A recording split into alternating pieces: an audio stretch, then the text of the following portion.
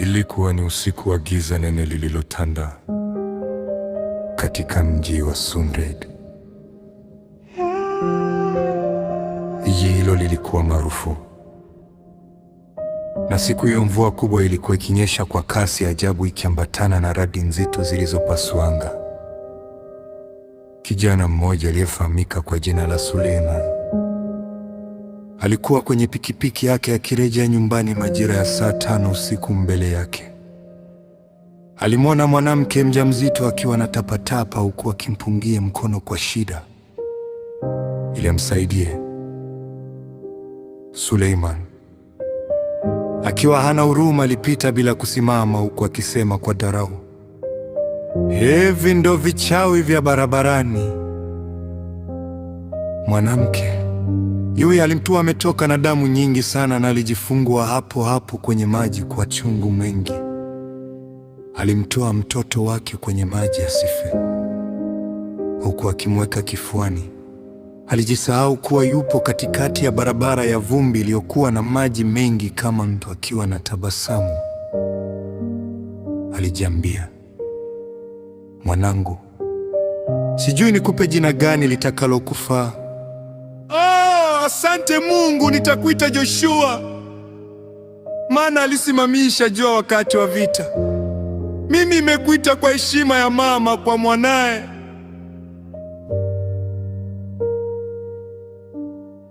Mwanamke yule alikuwa na maumivu makali, lakini bado alitabasamu. Ghafla lilipita gari kubwa semi-trail na kuwagonga bila hata kupiga honi. Kulitokea mtawanyiko wa kiumbe kipya na mama yake. Wote walikufa na damu zilitapakaa sana barabarani.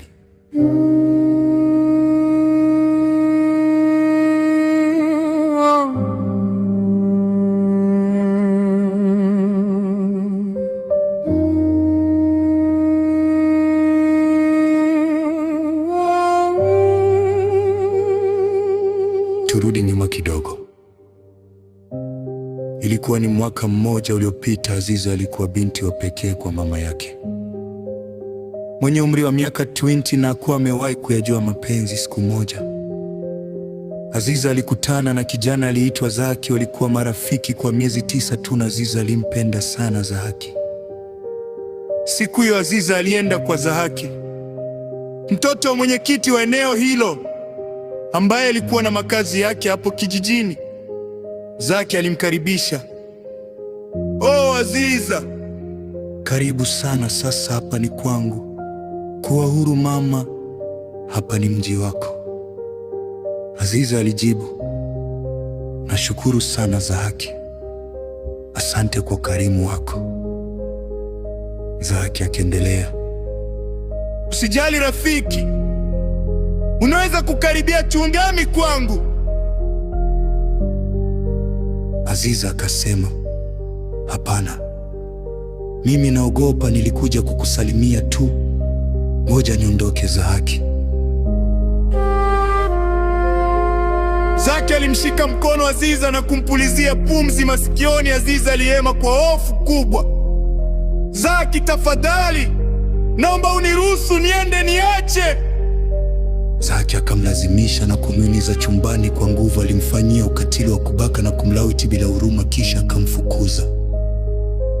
"Nenda huko, malaya mkubwa wewe." Aziza alirejea nyumbani akilia, "Mama, Zaki amenifanyia ukatili sana. Alisema niende nimsalimie, akanibaka na kunilawiti bila huruma." Mianza ya mtu akizimia na presha ikipanda, na akakosa nguvu ya kupumua. Mama alifariki, baba anafika na kushangaa mke amefariki, binti akawa na misiba miwili. Alilia mpaka akazimia, na kesho yake wakazika.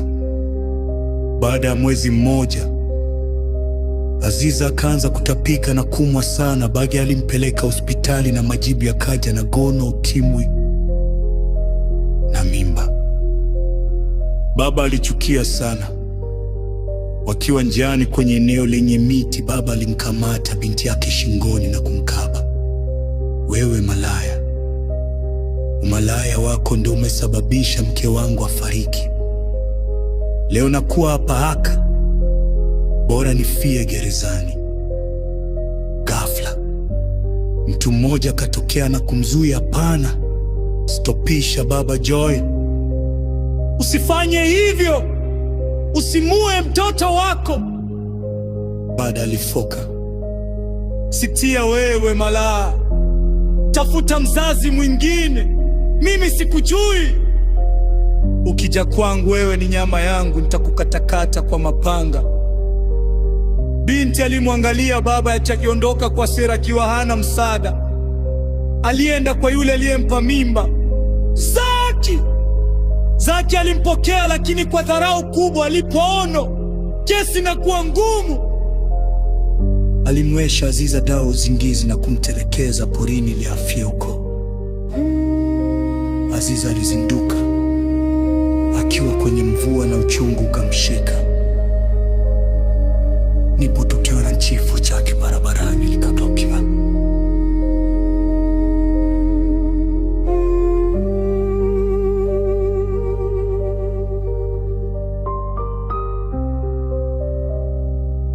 Baada ya miaka 7 kupita, Zaki alihamia mji wa Sumreg na kuanza biashara. Usiku wake wa kwanza aliotandoki ajabu. Alimoja mpole ya famena naye tusika moyo wake mpononi huku yeye akiwa mzima. Asubuhi yake kazini, alimoja mteja kavaa koti teusi na sura ionekani vizuri. Zaki, kaka, mbona unachukua vive bila kulipio? Beni, mbona mimi nakudai zaidi ya hivi vitu? Zaki, sipendi utapeli, laendo kesi yangu. Mgeni, wini ndiyo yoyamuta ngatono ipo hapa. Ndivyo alijifunua sura. Alikuwa anafanana na Zaki kabisa. Zaki alizimia kwa ufa alipozinduka. Aniona picha ya Aziza mbele yake na ghafla giza likatanda. Zaki amepoteza uwezo wa kuona, amekuwa kipofu.